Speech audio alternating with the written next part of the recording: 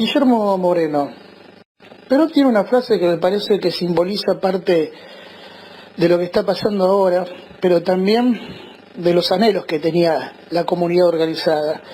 Dice, el progreso no debe mendigar ni asesinar, sino realizarse por la conciencia plena de su inexorabilidad. ¿Dónde estamos parados hoy para que esto se cumpla? Estamos parados en un mundo decididamente injusto, como el que Perón avisoraba en la medida en que los ganadores de la Segunda Guerra Mundial no se modificaran. De hecho, no se modificaron. Recién ahora podíamos empezar a pensar que uno de esos ganadores, que fue Rusia, no en su conformación de aquel momento, como la Unión Soviética, sino esta Rusia, podría llegar a estar en el buen camino. Pero decididamente el Occidente en el cual nosotros hacemos parte está en una situación extremadamente compleja después de muchos años de globalización prohijada especialmente por el Occidente que conocemos, esto es por la Europa continental y por los Estados Unidos y naturalmente los ingleses. Ese mundo global que le sucedió a la caída del muro de Berlín maximizó la injusticia, la llevó a niveles nunca vistos, al nivel que tomamos como normal que se encuentre en alguna familia rica todos los años en Davos y reflexione alrededor de lo que pasa en el mundo. Ya no estados, familias. Bueno, ese mundo se terminó. El mundo que está surgiendo con tensiones, y veremos. En ese mundo que está surgiendo el peronismo tiene mucho por aportar. Veremos si estamos en condiciones. En este contexto todavía hay sectores, como bien señala usted, que no han entendido cuál es el proceso que se vive en la Argentina, o lo entienden a su manera y siguen especulando e insistiendo en que ellos tienen el poder, como algunos empresarios que no respetan las normativas generales, superan la ley. ¿Por qué esos sectores no se disciplinan históricamente y cómo se hace para disciplinarlos? Mire, yo en eso quiero ser muy prudente. Una cosa es la contradicción que plantea el marxismo y otra cosa es la contradicción que planteamos los peronistas. Nosotros en eso somos muy claros. Perón enseñó que la contradicción de la Argentina, el enemigo, y lo definió como antipatria o antipueblo, es la oligarquía. Y son mi familia, y ni siquiera le puedo dar el mote de empresario. Son rentistas que viven de alquilar su propiedad, extensas propiedades, y que eso inexorablemente, para que ellos vivan todavía hoy de tirar manteca al techo, el precio de los alimentos, entre otras cosas que se producen en esas tierras, tiene que estar claro. ¿Qué es lo que pasó durante el gobierno del oligarca Macri? Blanco Villena, por cierto. Sobre el tema de los empresarios, hay un tema central llamado empresario aquel que organiza la producción. El peronismo plantea la comunidad organizada. El peronismo plantea que en realidad en la comunidad organizada conviven movimiento obrero organizado, que es la expresión de los trabajadores organizados. Los sectores empresarios, capital en este caso, que sobre eso hay que hacer alguna relectura.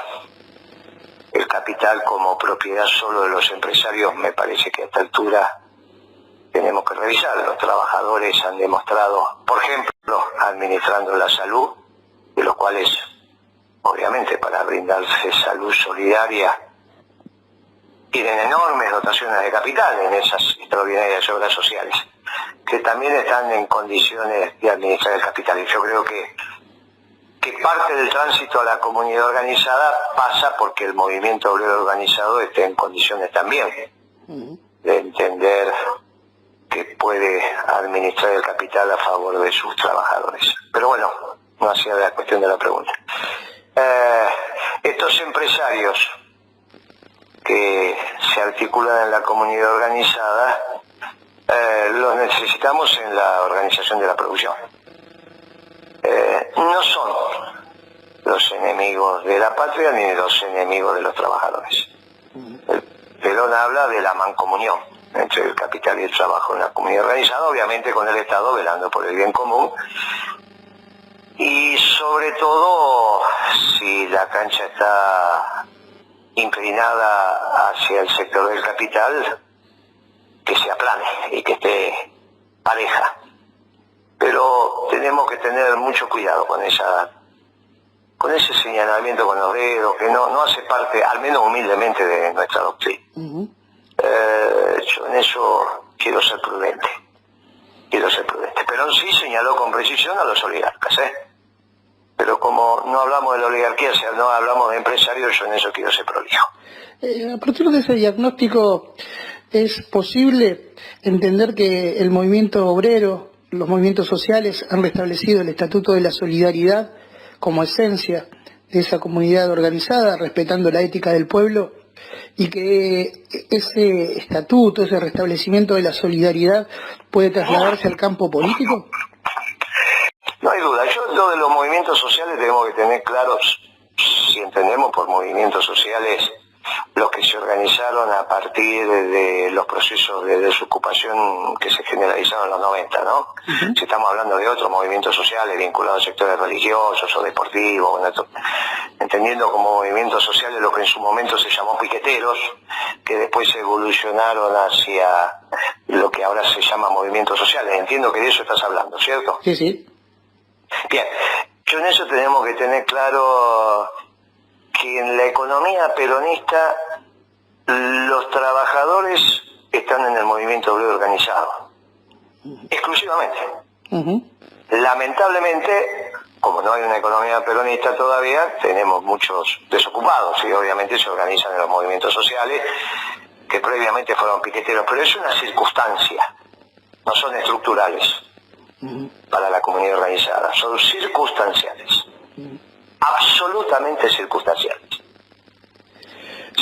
Si finalmente se organizan en cooperativas o en empresas que generan bienes y servicios, sean como sean, se organizarán en sus estructuras a partir de las ramas sindicales que corresponden.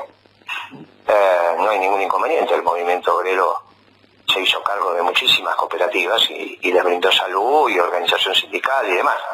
Por lo tanto, perfectamente se puede evitar esa idea. No veo a los movimientos sociales como una instancia estructural.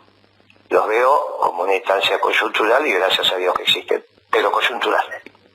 En la medida que el modelo de desarrollo peronista incluya en su seno a toda la fuerza laboral, esa fuerza laboral tiene que estar organizada a través de su sindicato de base, no hay ninguna duda. Y estos a su vez organizados en la CGT, no hay ninguna otra alternativa, una poderosa CGT. Teniendo en cuenta el diagnóstico general y viendo cómo la pandemia impactó en el mundo, en términos generales y también en el mundo político, uno se pregunta si es viable hoy, frente a lo que es el concepto del peronismo, avanzar sobre la tercera posición, ¿no? Porque vemos que otra vez las flaquezas de este capitalismo salvaje le dan la razón a Perón. Claro, por eso la solución es más peronismo. Es la comunidad organizada.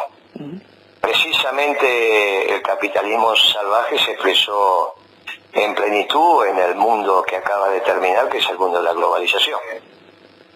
Que para ponerle una fecha, si comenzó con la caída del muro de Berlín, terminó con la asunción de Trump. Porque está claro que Trump no es neoliberal. Ningún neoliberal administra el comercio. Trump, y si el neoliberalismo no lo conduce Estados Unidos, no lo puede conducir nadie. Por lo tanto, hoy la discusión en el mundo es sobre dos nacionalismos. Esta es la discusión que se viene.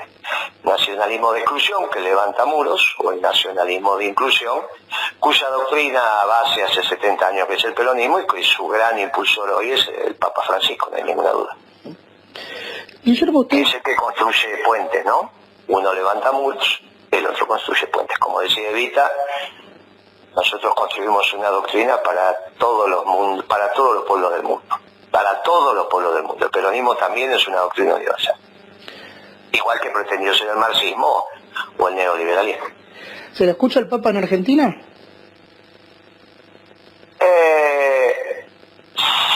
escucha en las bases, los sectores dirigentes menos. Creo que se lo está empezando a escuchar y por lo tanto no hay que tomar ninguna decisión que lo lastime. Cuando digo ninguna, ninguna. Ninguna es ninguna. Para decisiones que sean muy opinables tenemos tiempo. ¿Cuántos años más vamos a tener a su santidad? ¿Cuántas? Mis nietos no van a ver, los nietos de mis nietos no van a volver a ver un papa argentino. Aprovechémoslo en vez de lastimarlo. No hagamos lo que hace Berbisky, que se pasa lastimando al papa. No hagamos lo de Berbisky. Cuando usted fue... ¿Lo conoces a Berbisky, no? Sí, por supuesto. Sí, claro. Yo lo conozco de la época que le decían el perro, así que imagino. Está claro también cómo operan algunos que dicen de estar del campo nacional y popular, ¿no? Sí, claro. Cuando usted estuvo al frente de la Secretaría de Comercio Exterior, intervino en varios conflictos que hubo en el puerto de Buenos Aires, entendiendo que era esencial allí sostener un equilibrio entre las relaciones de fuerzas... Perdona que te corrija, yo era secretario de Comercio Interior, exterior era Beatriz Paglieri. Perdón, entonces vale la aclaración. Pero intervino en estos conflictos portuarios, entendiendo que había que tener un equilibrio en las relaciones de fuerza.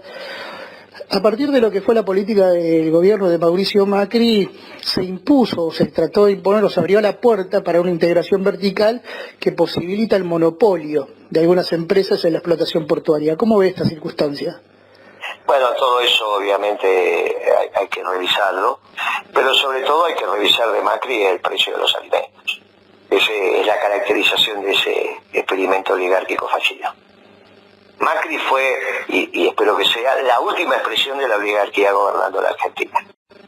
Es un error caracterizar a Macri de neoliberal, es una falta de estudio y corresponde esa caracterización a los sectores progresistas, que como hablan difícil, rápido, con nombres raros, parece que saben, pero son muy poco estudiosos los progresistas. Bien, entonces inmediatamente a un gobierno que a los 15 días había duplicado el precio de la comida, en vez de llamarlo oligarca, lo llamaron neoliberal. Hicieron un lío bárbaro en la caracterización, porque pensaban que era la continuidad de Martínez de Oz, y bueno, no. Martínez de Oz recién sacó las retenciones después de 4 años. Si Martínez de Oz a los 15 días hubiese sacado las retenciones, la dictadura no triunfaba, ni teníamos 30.000 detenidos desaparecidos. ¿Está bien? Por eso es tan importante el estudio, reflexionar, pero claro, hay que estudiar mucho a Perón, porque Perón señalaba con precisión el enemigo. Cuando asume Macri, si bien asume y es un gobierno legal y legítimo, vuelve a gobernar la oligarquía. Cuando viene el fondo y firma el stand-by y pone las retenciones Macri, porque el fondo se lo pide, ahí se transforma en una experiencia neoliberal. Y después que pierde las PASO pasa a ser un mamarracho. ¿Está bien? Ya el último Macri es un mamarracho, que es el que recupera 2 millones y pico de votos, ¿no? Pasa y llega al 40% de votos. Ese es un mamarracho. Bueno, ese Macri neoliberal que duplicó el precio de la comida es el que tiene que ser recordado. La experiencia neoliberal ya fue en el mundo, ya fracasó. Por eso fracasa también el stand-by con el fondo. Y ahora tendría que reinar una economía peronista, pero para eso tendríamos que no tener un gobierno de coalición, sino tener un gobierno peronista. Bueno, no es como lo define el presidente lo define como un gobierno de coalición, y si uno revisa, sobre todo en el área económica, bueno, convengamos que los funcionarios, no, dentro de los funcionarios no abunda el peronismo. El presidente del Banco Central es radical, el ministro de Economía es hincha de gimnasia de Grima. El ministro de Producción lo vi cantar la marcha con fruición, con pasión, sé que evidentemente es peronista, pero el secretario de Comercio y todos los secretarios que tiene, no. La recaudadora es del MIDA, el desarrollista. Hay por ahí, dentro de la FIPA, algún que otro peronista, pero bueno, la lógica. Que son los hechos ordenadores de la economía. Después, obviamente, en el gobierno hay algún que otro peronista, pero bueno, específicamente lo que estamos hablando, que es conceptualización peronista para un pueblo feliz, en el área económica no abundan, ¿no? No abundan. ¿Por qué considera Más que... bien escasean, digamos. Más bien escasean. ¿Por qué considera que desde el campo popular se han alejado algunos sectores de la concepción peronista? No sé qué es el campo popular, ¿viste? Yo no sé a qué yo llamo... Pongámosle hasta Me parece que fue coalición. una definición que empezó, yo se lo pregunté una vez a Kirchner, y Kirchner me contestó ahora, bueno, claro, que se me dijo, bueno, para que estén los progres también, Moreno. No se ha jodido, me dijo, bueno, está bien. Pero nosotros somos peronistas. Peronismo es la concepción del pueblo, no sé qué es. La doctrina del campo popular, la doctrina peronista. Tenemos que intentar que todos sean peronistas. Yo lo intenté algún tiempo con Moró, pero después perdí la paciencia. Con el pibe Santoro, después perdí la paciencia. Yo lo intenté y en el gobierno lo intenté, pero viste, la verdad que no quieren aprender. No quieren aprender. No es que, viste, quieren, vienen, siempre te quieren enseñar. Siempre te quieren explicar de que en realidad el equivocado sos vos. ¿No sentís eso cuando hablas con los progresistas que siempre te están enseñando? La y verdad resulta que sí. no acertaron una. La verdad que sí. Y la vez que le tocó estar en el gobierno se fueron, son la alianza, el frepaso. A veces me dicen, bueno, Moreno, pero lo que usted dice es muy difícil de hacer. Y si no fuera difícil, no estaríamos los peronistas. Y para decir no se puede, ya estuvo el frepaso. Claro. Para explicar que son buenos, que quisieron y no pudieron, está el frepaso. Y si no te alcanza, están los radicales. Bueno, me parece que el peronismo en realidad es la única doctrina que tiene futuro, en la patria y en el mundo, desde el nacionalismo de inclusión, y si no, nos tendremos que acostumbrar a un mundo lleno de muros. Y bueno, habremos fracasado y tendremos que esperar la próxima. Pero mientras esté el Papa, vamos a tratar de construir un mundo lleno de puentes y no de muros. Y ese mundo es el mundo peronista. Por último, Guillermo, ¿cómo visora esa llegada a ese mundo peronista en este contexto de crisis mundial, en este contexto de crisis sanitaria, política y económica? Bueno, yo creo que, si vos me decís hoy, creo que el gobierno, que también, al igual que el de Macri, es legal y legítimo, estamos en el proceso. A mí me tocó vivir la dictadura, por eso siempre dije que, y perdí 50 amigos, ¿está bien? O sea, hay 30.000 detenidos desaparecidos, pero de esos 30.000, 50 son amigos personales, que no envejecieron conmigo. Por eso soy muy respetuoso de decir, cuando los gobiernos ganan por las elecciones, así sea un oligarca como Macri, que ganó y tiene derecho a gobernar. Alberto ganó las elecciones, en todo caso puedo discutir su método de selección, ¿está bien? No hubo unas pasos competitivas al interior de nuestro espacio, pero bueno, eso ya está, ya pasó. Se quedaron con la gana Scioli, Rodríguez A, y yo también, pero bueno, ya está. Ganó las elecciones. Yo humildemente le aconsejo que declare la emergencia en el sector externo para poder administrar la caja más importante de la Argentina hoy, que es la caja que tiene el Banco Central en dólares, y asignar esos dólares a los sectores prioritarios, que son alimentos, medicinas y equipamiento médico, energía y logística, incluido el puerto, que a vos tanto te preocupaba, y todo el transporte en general. A partir de ahí se planifica la economía. La economía tiene un shock de oferta horrible. Con respecto a la facturación de febrero, que acabo de terminar, febrero del 2020, la economía está facturando hoy el 60% de eso, o sea, tiene una caída del 40%. Por lo tanto, si correctamente desean mantener el ingreso de las familias y las empresas, y la oferta baja un 40%, ni Mandrake va a solucionar el tema de los precios. Por lo tanto, hay que planificar la economía como hacía Perón, con los planes quinquenales, los planes trienales. Se planifica desde la oferta. Y ahí empecemos un ritmo de planificación de la economía para que cuando salgamos de esto podamos generar un modelo de desarrollo, como vos dijiste, bien peronista, nacional y popular. Nacional porque lo primero que haces es tener la patria como elemento ordenador, y popular porque mirar a la sociedad de abajo para arriba. con orientación permanente y sustentable, para que terminemos con esta historia de que cada 10 años tenemos un problema, permanente y sustentable con orientación a la producción. Y en esa orientación a la producción tenemos que llegar a una tasa de desocupación del 2%. No, 2,5%, de desocupación funcional, del que cuando vos le decís trabaja, no, porque estoy buscando trabajo, nada. Renuncié hace 4 meses y me estoy tomando, bueno, listo, eso que técnicamente se llama desocupación ficcional, que la Argentina la tuvo muchos años.